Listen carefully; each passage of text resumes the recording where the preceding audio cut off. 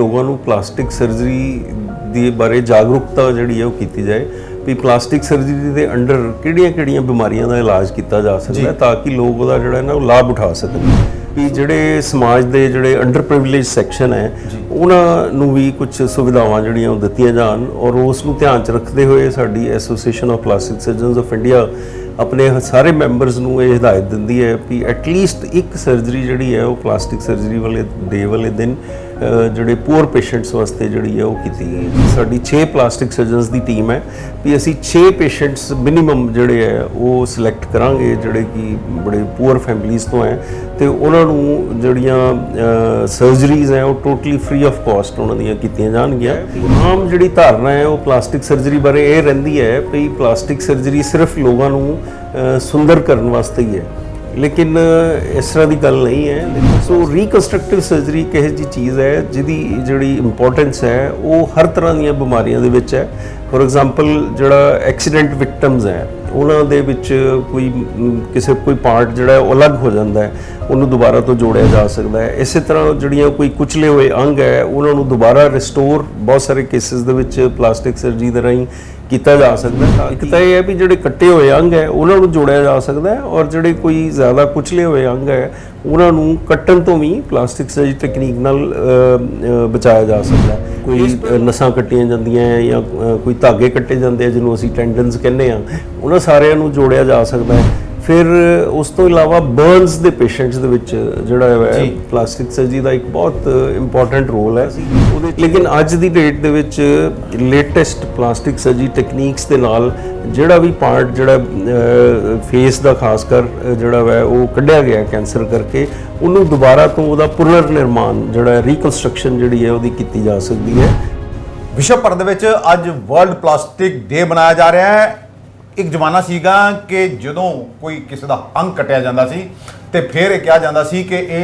उम्र भर लई अपाहज हो गया। पर प्लास्टिक सर्जरी ने कितनी तरक्की की है इनू लैके गलबात करांगे। साडे विशेष मेहमान ने डॉक्टर रवि महाजन, इन्हें head of the department plastic surgery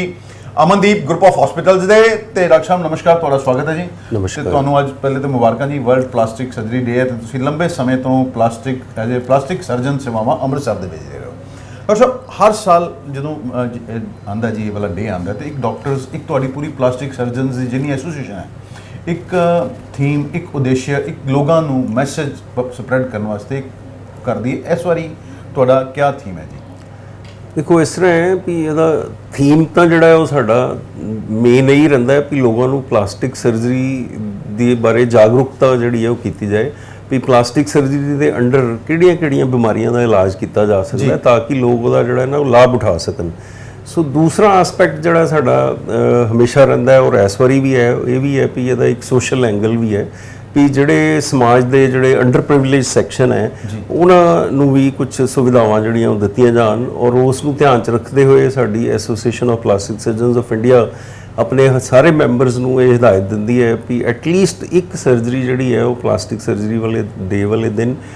ਜਿਹੜੇ ਪੂਅਰ ਪੇਸ਼ੈਂਟਸ ਵਾਸਤੇ ਜਿਹੜੀ ਹੈ ਉਹ ਕੀਤੀ ਜਾਏ। ਸੋ ਸਾਡੇ ਦੋ ਮਕਸਦ ਜਿਹੜੇ ਹੈ ਉਹ ਰਹਿਣਗੇ ਐਤਕਾਂ ਵੀ ਵੀ ਇੱਕ ਤਾਂ ਲੋਕਾਂ ਦੇ ਵਿੱਚ ਅਵੇਅਰਨੈਸ ਕ੍ਰੀਏਟ ਕੀਤੀ ਜਾਏ ਜਿਹਦੇ ਵਾਸਤੇ ਆਫ ਕੋਰਸ ਅਸੀਂ ਮੀਡੀਆ ਦੀ ਮਦਦ ਲੈਂਦੇ ਹਾਂ ਔਰ ਦੂਸਰਾ ਐਂਗਲ ਜਿਹੜਾ ਉਹ ਸੋਸ਼ਲ ਐਂਗਲ ਹੈ ਵੀ ਜਿਹੜੇ ਅਸੀਂ ਕੁਝ ਪੇਸ਼ੈਂਟ ਜਿਹੜੇ ਐਤਕਾਂ ਅਸੀਂ ਇਹ ਡਿਸਾਈਡ ਕੀਤਾ ਹੈ ਵੀ ਅਸੀਂ ਸਾਡੀ 6 ਪਲਾਸਟਿਕ ਸਰਜਨਸ ਦੀ ਟੀਮ ਹੈ ਵੀ ਅਸੀਂ 6 ਪੇਸ਼ੈਂਟਸ ਮਿਨੀਮਮ ਜਿਹੜੇ ਹੈ ਉਹ ਸਿਲੈਕਟ ਕਰਾਂਗੇ ਜਿਹੜੇ ਕਿ ਬੜੇ ਪੂਅਰ ਫੈਮਿਲੀਜ਼ ਤੋਂ ਹੈ ਤੇ ਉਹਨਾਂ ਨੂੰ ਜਿਹੜੀਆਂ ਸਰਜਰੀਜ਼ ਹੈ ਉਹ ਟੋਟਲੀ ਫ੍ਰੀ ਆਫ ਕਾਸਟ ਉਹਨਾਂ ਦੀਆਂ ਕੀਤੀਆਂ ਜਾਣਗੀਆਂ over a period of time. Doctor साहब जे असीं अमृतसर की गल करिए तो मेरा ख्याल तुहाडी कोल जिहड़ी पूरी एक डॉक्टर की टीम प्लास्टिक सर्जरी की पूरा डिपार्टमेंट है। तो डॉक्टर साहब प्लास्टिक सर्जरी पहले तो एक समझा जाता सी जी कहते भी फेस ठीक करा लो या नोज़ ठीक करा लो बहुत सारे ਅਸੀਂ ਉਦੋਂ ਪੜ੍ਹਦੇ ਸੀ ਮੈਗਜ਼ੀਨ ਦੇ ਵਿੱਚ ਵੀ ਕਿਸੇ ਫਿਲਮ ਸਟਾਰ ਨੇ ਕਰਾ ਲਿਆ ਪਰ ਹੁਣ ਦੇਖਿਆ ਗਿਆ ਵੀ ਪਲਾਸਟਿਕ ਸਰਜਰੀ ਇੱਕ ਜਿਹੜਾ ਨਾ ਇੱਕ ਬਹੁਤ ਮਹੱਤਵਪੂਰਨ ਬ੍ਰਾਂਚ ਬਣ ਗਈ ਹੈ ਇਹਦੀ। देखो तुसीं बिल्कुल ठीक है भी आम जिहड़ी धारणा है वो प्लास्टिक सर्जरी बारे ये रहिंदी है भी प्लास्टिक सर्जरी सिर्फ लोगों को सुंदर करने वास्ते ही है लेकिन इस तरह की गल नहीं है। देखो प्लास्टिक सर्जरी के दो एक इंपॉर्टेंट पार्ट है। एक है कॉस्मेटिक सर्जरी जिहदे बारे की तुसीं गल कीती और जिहदे बारे की लोग ज़्यादा जानते हैं ਵੀ ਉਹ ਇਹ ਸੋਚਦੇ ਆ ਵੀ ਇਹ ਸਿਰਫ ਜਿਹੜਾ ਵੈ ਉਹ ਐਕਟਰਸ ਵਾਸਤੇ ਜਾਂ ਸੈਲੀਬ੍ਰਿਟੀਜ਼ ਵਾਸਤੇ ਜਾਂ ਬਹੁਤ ਰਿਚ ਲੋਕਾਂ ਵਾਸਤੇ ਹੀ ਪਲਾਸਟਿਕ ਸਰਜਰੀ ਹੁੰਦੀ ਹੈ।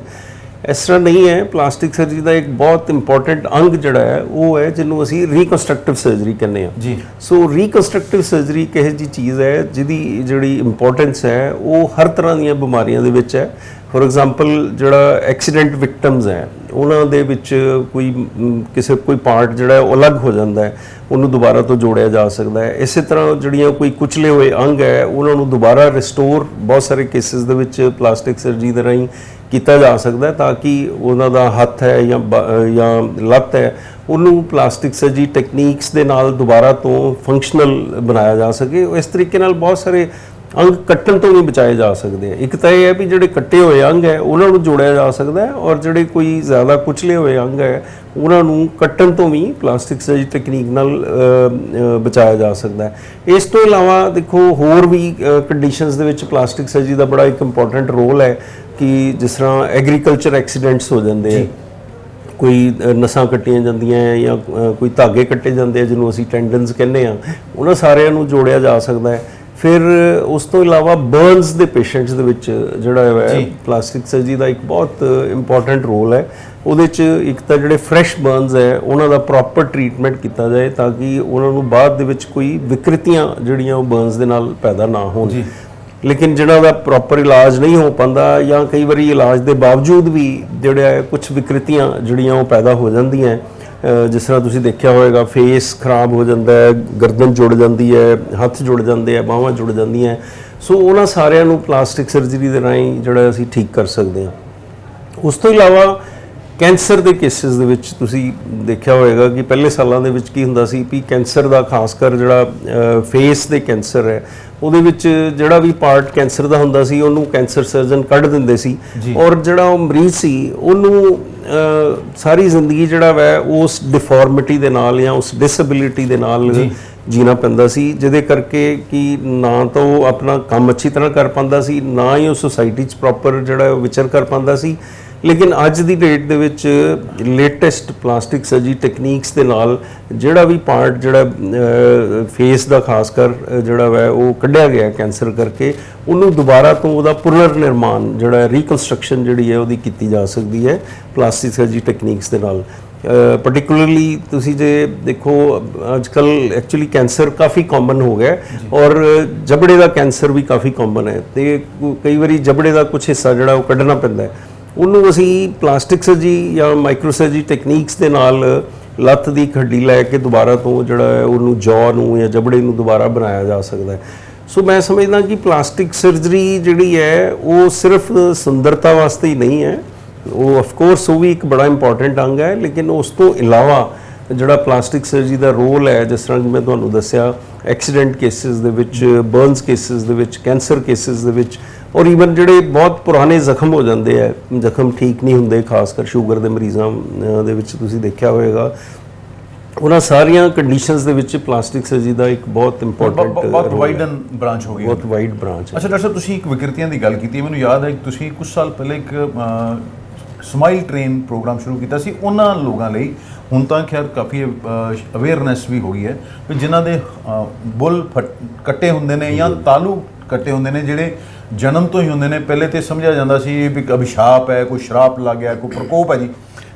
ਕਿੰਨੇ ਆਪਰੇਸ਼ਨ ਡਾਕਟਰ ਸਾਹਿਬ ਤੁਸੀਂ ਕਰ ਚੁੱਕੇ ਹੋ ਤੇ ਕਿਆ ਹਜੇ ਵੀ ਉਹ ਵਾਲਾ ਦ ਸਮਾਈਲ ਟ੍ਰੇਨ ਜਿਹੜਾ ਅਮਰੀਕਾ ਦੇ ਨਾਲ ਕੋਲੈਬੋਰੇਸ਼ਨ ਦੇ ਨਾਲ ਅਮਨਦੀਪ ਹਸਪੀਟਲ ਨੇ ਚਲਾਇਆ ਸੀ ਉਹ ਚੱਲ ਰਿਹਾ ਜੀ? ਬਿਲਕੁਲ ਜੀ, ਅਸੀਂ ਇਹ ਜਿਹੜਾ ਸਮਾਈਲ ਟ੍ਰੇਨ ਦਾ ਪ੍ਰੋਗਰਾਮ ਹੈ 2004 ਦੇ ਵਿੱਚ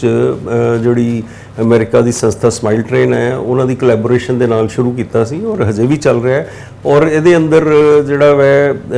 ਜਨਮ ਜਾਤ ਜਿਨ੍ਹਾਂ ਦੇ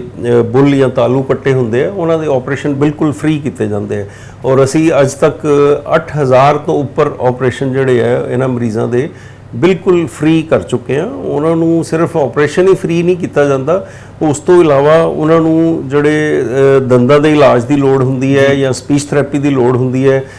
ਉਹ ਵੀ ਟੋਟਲੀ ਫ੍ਰੀ ਪ੍ਰੋਵਾਈਡ ਕੀਤੀ ਜਾਂਦੀ ਹੈ। ਔਰ ਇੱਕ ਚੀਜ਼ ਹੋਰ ਮੈਂ ਤੁਹਾਨੂੰ ਦੱਸਾਂ ਕਿ ਜਿਹੜੇ ਬਹੁਤ ਜ਼ਿਆਦਾ ਗਰੀਬ ਮਰੀਜ਼ ਹੁੰਦੇ ਆ ਔਰ ਉਹ ਦੂਰ ਤੋਂ ਆਉਣਾ ਹੁੰਦਾ ਹੈ, ਆ ਨਹੀਂ ਸਕਦੇ, ਈਵਨ ਸਮਾਈਲ ਟ੍ਰੇਨ ਸੰਸਥਾ ਦੀ ਹੈਲਪ ਦੇ ਨਾਲ ਅਸੀਂ ਉਹਨਾਂ ਨੂੰ ਆਉਣ ਜਾਣ ਦਾ ਖਰਚਾ ਜਿਹੜਾ ਵਾ ਉਹ ਵੀ ਜਿਹੜੇ ਬਹੁਤ ਪੂਅਰ ਪੇਸ਼ੈਂਟਸ ਹੈ ਉਹ ਵੀ ਪ੍ਰੋਵਾਈਡ ਕਰਦੇ ਆ। ਔਰ ਈਵਨ ਇਹ ਵੀ ਦੇਖੋ ਸਮਾਈਲ ਟ੍ਰੇਨ ਵਾਲਿਆਂ ਨੇ ਦੇਖਿਆ ਵੀ ਬਹੁਤ ਸਾਰੇ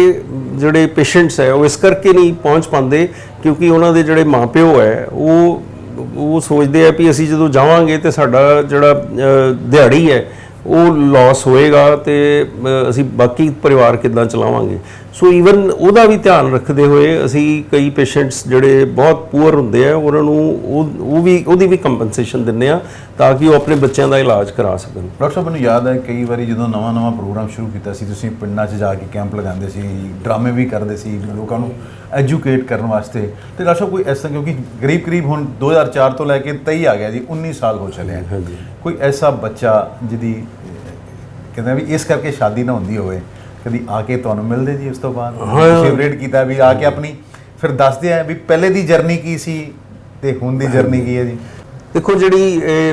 ਕਲੈਫਟ ਲਿਪ ਐਂਡ ਪੈਲੇਟ ਸਰਜਰੀ ਹੈ ਬਿਲਕੁਲ ਲਾਈਫ ਟਰਾਂਸਫਾਰਮਿੰਗ ਸਰਜਰੀ ਹੈ। ਅਸੀਂ ਬਹੁਤ ਸਾਰੇ ਬੱਚੇ ਜਿਹੜੇ ਇਸ ਤਰ੍ਹਾਂ ਦੇ ਦੇਖੇ ਹੈ ਵੀ ਜਿਨ੍ਹਾਂ ਦਾ ਪਹਿਲੇ ਆਪਰੇਸ਼ਨ ਨਹੀਂ ਹੋ ਪਾਇਆ ਸੀ ਔਰ ਬਾਅਦ ਦੇ ਵਿੱਚ ਆਪਰੇਸ਼ਨ ਕਰਨ ਤੋਂ ਬਾਅਦ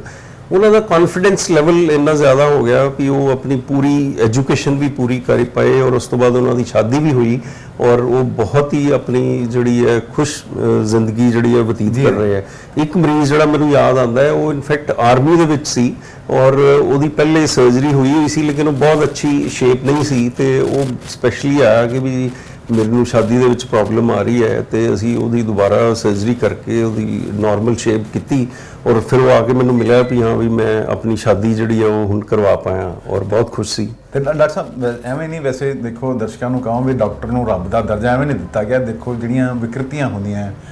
ਬੁੱਲ ਕੱਟਿਆ ਹੁੰਦਾ, ਤਾਲੂ ਬੱਚੇ ਬੋਲ ਨਹੀਂ ਸਕਦੇ, ਉਹਨਾਂ ਦੀ ਵੀ ਸਰਜਰੀ ਕਰਕੇ ਉਹਨਾਂ ਨੂੰ ਇਸ ਕਾਬਲ ਬਣਾਇਆ ਜਾਂਦਾ ਬੱਚੇ ਬੋਲ ਸਕਣ। ਸਪੀਚ ਥੈਰੇਪੀ ਵਰਗੀ ਵੀ ਮਤਲਬ ਪੂਰਾ ਉਹਨਾਂ ਦਾ ਟ੍ਰੀਟਮੈਂਟ ਤੇ ਫ੍ਰੀ ਜਿਹੜਾ ਉਹ ਕੀਤਾ ਜਾ ਰਿਹਾ। ਡਾਕਟਰ ਸਾਹਿਬ ਇੱਕ ਜਿਹੜਾ ਮੈਂ ਨਾ ਅੱਜ ਇੱਕ ਖਬਰ ਪੜ੍ਹ ਰਿਹਾ ਸੀ ਜੀ, ਇੱਕ ਛਪੀ ਹੈ ਵੀ ਫੋਰਨ 'ਚ ਐਕਸੀਡੈਂਟ ਹੁੰਦਾ, ਬੱਚਾ ਸਾਈਕਲ ਚਲਾ ਰਿਹਾ ਹੁੰਦਾ, ਕਾਰ ਹਿੱਟ ਕਰਦੀ, ਉਹਦਾ ਸਿਰ ਧੜ ਤੋਂ ਅਲੱਗ ਹੋ ਜਾਂਦਾ,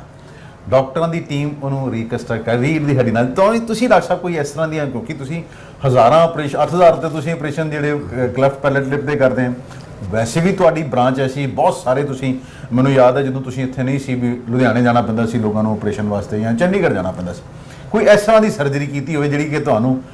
ਆਪਰੇਸ਼ਨ ਥੀਏਟਰ ਜੀ ਤੁਹਾਨੂੰ ਮਤਲਬ ਲੱਗੇ ਕਿ ਯਾਰ ਰੱਬ ਵੀ ਯਾਦ ਆ ਗਿਆ ਹੋਵੇ? ਦੇਖੋ ਇਸ ਤਰ੍ਹਾਂ ਦੇ ਪਲਾਸਟਿਕ ਸਰਜਰੀ ਦੇ ਅੰਡਰ ਅਸੀਂ ਬਹੁਤ ਸਾਰੇ ਆਪਰੇਸ਼ਨ ਕੀਤੇ ਹੈ, ਜਿਸ ਤਰ੍ਹਾਂ ਕਿਸੇ ਦੀ ਪੂਰੀ ਹੱਥ ਕੱਟ ਗਿਆ, ਬਾਜੂ ਕੱਟ ਗਈ ਔਰ ਉਹਨੂੰ ਦੁਬਾਰਾ ਤੋਂ ਜੋੜਤਾ ਔਰ ਜਦੋਂ ਮਰੀਜ਼ ਉਹ ਬਾਅਦ ਦੇ ਵਿੱਚ ਆਉਂਦਾ ਹੈ ਤੇ ਇੰਨੀ ਖੁਸ਼ੀ ਹੁੰਦੀ ਹੈ ਦੇਖ ਕੇ ਵੀ ਉਹ ਆਪਣਾ ਪੂਰਾ ਜਿਹੜਾ ਉਹ ਕੰਮ ਕਰ ਪਾ ਰਿਹਾ। ਔਰ ਇੱਕ ਖਾਸ ਕਰ ਇੱਕ ਪੇਸ਼ੈਂਟ ਜਿਹੜਾ ਮੈਨੂੰ ਯਾਦ ਆਉਂਦਾ ਹੈ ਉਹ ਇਹ ਸੀ ਵੀ ਇੱਕ ਬੱਚਾ ਸੀ ਜਿਹੜਾ ਕਿ ਸਕੂਲ ਟ੍ਰਿਪ ਤੇ ਗਿਆ ਹੋਇਆ ਸੀ ਔਰ ਉਹਦੇ 'ਚ ਐਕਸੀਡੈਂਟ ਹੋਇਆ ਔਰ ਉਹਦੀ ਪੂਰੀ ਬਾਜੂ ਜਿਹੜੀ ਹੈ ਉਹ ਕਹ ਲਓ ਵੀ ਇੱਕ ਤਰ੍ਹਾਂ ਨਾਲ ਬਿਲਕੁਲ ਨਾਲੋਂ ਹੀ ਲੱਥੀ ਹੋਈ ਸੀ ਔਰ ਦੇਰ ਵਾਜ਼ ਨੋ ਵੇ ਕਿ ਉਹ ਇੱਦਾਂ ਨਹੀਂ ਨਜ਼ਰ ਆਉਂਦਾ ਸੀ ਵੀ ਇਹਨੂੰ ਅਸੀਂ ਬਚਾ ਸਕਾਂਗੇ। ਲੇਕਿਨ ਮੈਂ ਸਮਝਦਾ ਵੀ ਉਹ ਰਿਸ਼ਤੇਦਾਰਾਂ ਨੇ, ਉਹਦੇ ਪੇਰੈਂਟਸ ਨੇ ਸਾਡੇ ਉੱਤੇ ਪੂਰਾ ਵਿਸ਼ਵਾਸ ਰੱਖਿਆ ਔਰ ਅਸੀਂ ਮਲਟੀਪਲ ਸਰਜਰੀਜ਼ ਉਹਦੀਆਂ ਕੀਤੀਆਂ ਔਰ ਅੱਜ ਉਹ ਜਿਹੜਾ ਬੱਚਾ ਹੈ ਉਹ ਸੀਏ ਕਰ ਚੁੱਕਾ ਹੈ, ਉਹ ਆਪਣਾ ਬਿਜ਼ਨਸ ਕਰ ਰਿਹਾ ਹੈ ਔਰ ਉਹਦੀ ਸ਼ਾਦੀ ਵੀ ਹੋ ਗਈ ਹੈ ਔਰ ਉਹ ਸਵਿਮਿੰਗ ਕਰ ਪਾਉਂਦਾ ਹੈ। ਦੇਖੋ ਉਹਦੀਆਂ ਮਤਲਬ ਉਹਨੂੰ ਜਦੋਂ ਮਿਲੀਦਾ ਹੈ ਤੇ ਬਹੁਤ ਖੁਸ਼ੀ ਹੁੰਦੀ ਹੈ। ਤੇ ਇਸ ਤਰ੍ਹਾਂ ਦੇ ਬਹੁਤ ਸਾਰੇ ਪੇਸ਼ੈਂਟਸ ਹੈ ਲੇਕਿਨ ਕੁਝ ਪੇਸ਼ੈਂਟ ਜਿਹੜੇ ਆ ਉਹ ਯਾਦ ਰਹਿੰਦੇ ਆ ਔਰ ਉਹਨਾਂ ਚੋਂ ਇਹ ਪੇਸ਼ੈਂਟ ਮੈਂ ਸਮਝਦਾ ਜਦੋਂ ਮੈਂ ਉਹਨੂੰ ਦੇਖਦਾ ਤੇ ਮੈਨੂੰ ਬਹੁਤ ਇੱਕ ਸੈਟੀਸਫੈਕਸ਼ਨ ਮਿਲਦੀ ਹੈ ਵੀ ਅਸੀਂ ਉਹਦੇ ਤੇ ਬਹੁਤ ਮਿਹਨਤ ਕੀਤੀ ਔਰ ਰਿਸ਼ਤੇਦਾਰਾਂ ਨੇ ਸਾਡੇ ਉੱਤੇ ਪੂਰਾ ਵਿਸ਼ਵਾਸ ਰੱਖਿਆ ਔਰ ਅਸੀਂ ਉਹਨੂੰ ਜਿਹੜਾ ਵਾ ਬਿਲਕੁਲ ਨਾਰਮਲ ਜ਼ਿੰਦਗੀ ਜਿਹੜੀ ਹੈ ਉਹ ਬਤੀਤ ਕਰਨ ਲਾਇਕ ਬਣਾ ਸਕੇ। ਡਾਕਟਰ ਸਾਹਿਬ ਤੁਸੀਂ ਸ਼ਾਇਦ ਭੁੱਲ ਗਏ, ਇੱਕ ਮੈਨੂੰ ਯਾਦ ਹੈ ਇੱਕ ਤੁਸੀਂ ਸਰਜਰੀ ਕੀਤੀ ਸੀ, ਇੱਕ ਡਾਕਟਰ ਕਿਸੇ ਨੂੰ ਬਚਾਉਂਦੇ ਹੋਏ ਰਸਤੇ 'ਚ ਐਕਸੀਡੈਂਟ ਹੋ ਜਾਂਦਾ ਹੈ, ਕਾਰ ਉਹਦੇ ਉੱਪਰ ਬੱਸ ਉੱਪਰੋਂ ਲੰਘ ਜਾਂਦੀ ਹੈ ਜੀ, ਚਾਂਸਿਸ ਬੜੇ ਥੋੜੇ ਸੀ। ਮੈਂ ਵੀ ਉਸ ਵੇਲੇ ਤੁਹਾਡਾ ਉਹ ਸੀਨ ਦੇਖਿਆ ਆਪਰੇਸ਼ਨ ਥੀਏਟਰ ਦੇ ਵਿੱਚ, ਉਦੋਂ ਤੁਹਾਨੂੰ ਕਿਵੇਂ ਲੱਗਿਆ? ਹੁਣ ਡਾਕਟਰ ਨਾਲ ਕਦੀ ਮੁਲਾਕਾਤ ਹੋਈ ਤੁਹਾਡੀ? ਹਾਂਜੀ ਬਿਲਕੁਲ, ਮੈਂ ਬਿਲਕੁਲ ਯਾਦ ਹੈ ਜੀ ਮੈਨੂੰ। ਲੇਕਿਨ ਦੇਖੋ ਇਸ ਤਰ੍ਹਾਂ ਹੁੰਦਾ ਹੈ ਕਈ ਵਾਰੀ